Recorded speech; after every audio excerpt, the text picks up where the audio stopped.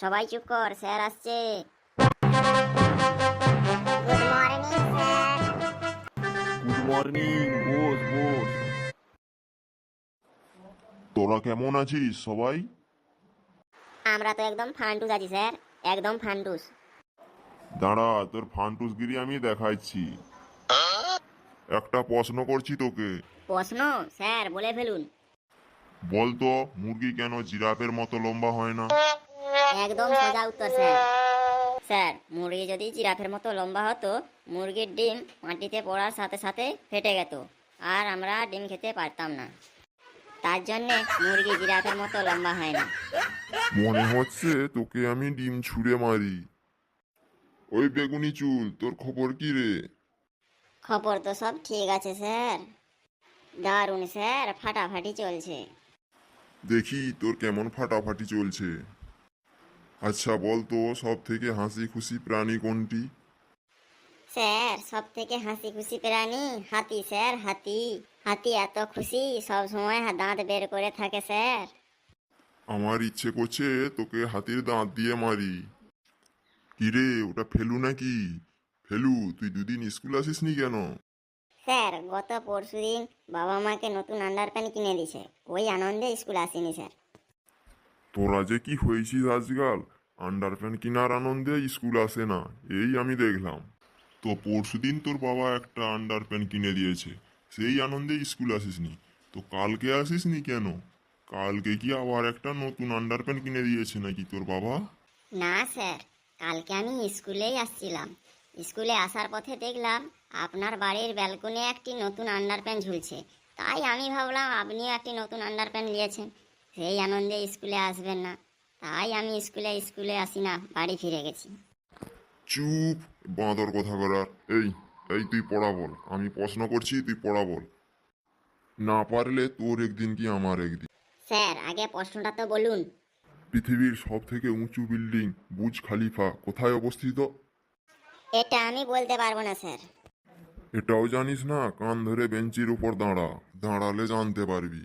কান ধরে বেঞ্চির উপর দাঁড়ালে বুর্জ খলিফা দেখা যাবে স্যার? ওরে, আমাকে আর রাগাস না কিন্তু। মনে হচ্ছে তোকে বুর্জ খলিফার উপর দিয়ে নিচে ছুঁড়ে ফেলে ফেলে দেই। স্যার, আমাকে প্রশ্ন ধরুন স্যার। হ্যাঁ বাবা হাবলু, বলতো পৃথিবীর সব থেকে উঁচু পর্বত শৃঙ্গের নাম কি? পৃথিবীর সব থেকে উঁচু পর্বত শৃঙ্গের নাম মাউন্ট এভারেস্ট। বাহ, এই না হলে আমার হাবলু শোনা। বস বস, বসে পড়, ভালো করে পড়াশোনা কর। জানিস তো, পড়াশোনা করে যে গাড়ি ঘোড়া চড়ে সে। স্যার, এই কথাটা মানতে পারলাম না। পড়াশোনা করে যে গাড়ি ঘোড়া চড়েছে, এই কথাটা মানা যায় না। বেশি পাকামো করছিস নাকি? কথাটার মধ্যে কি ভুল আছে?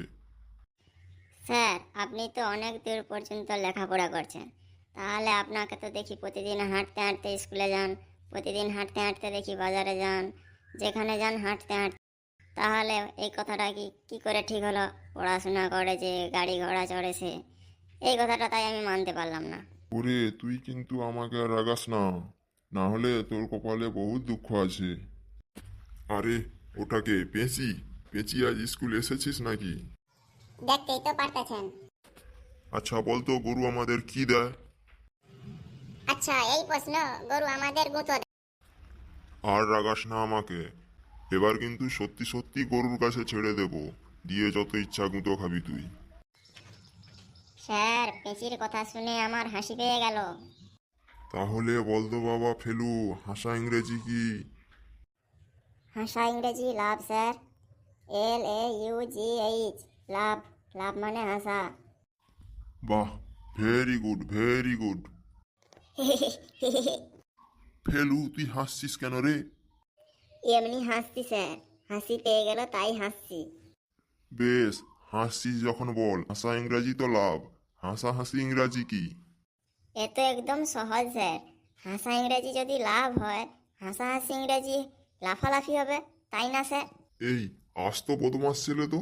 এই এই তুই দেখ, এই তোর বাবাকে কালকে দেখা করতে বলিস আমার সঙ্গে, তারপরে দেখ তোর ব্যাপারে কি বলছি তোর বাবাকে।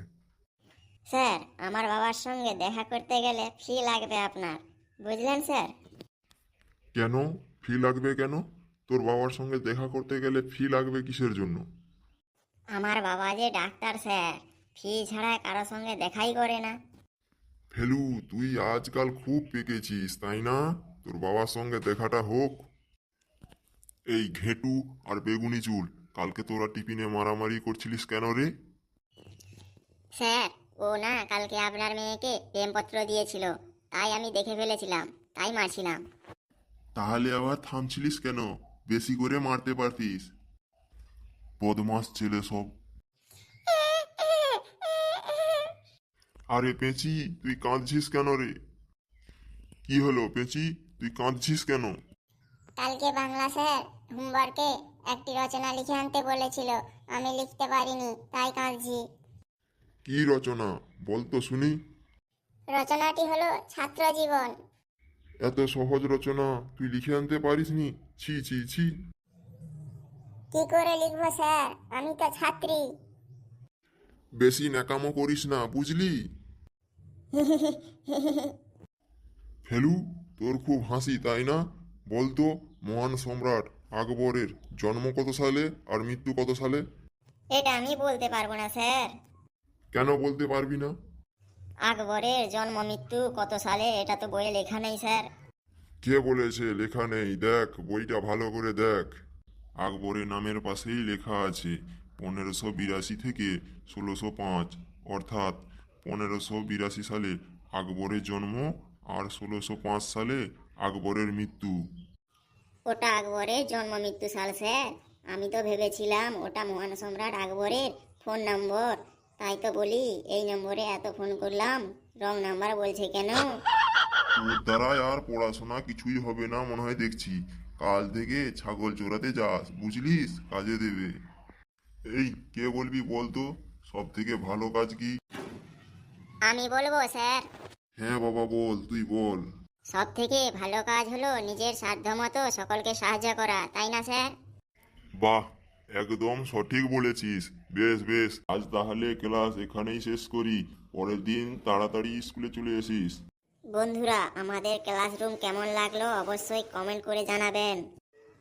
বন্ধুরা, চ্যানেলটি অবশ্যই সাবস্ক্রাইব করে রাখবেন, আরও মজার মজার ভিডিও পাবেন। আর ভিডিওটারে লাইক করবেন, কমেন্ট করবেন আর শেয়ার করবেন। আজ তাহলে আসি, আবার দেখা হচ্ছে পরবর্তী ভিডিওতে।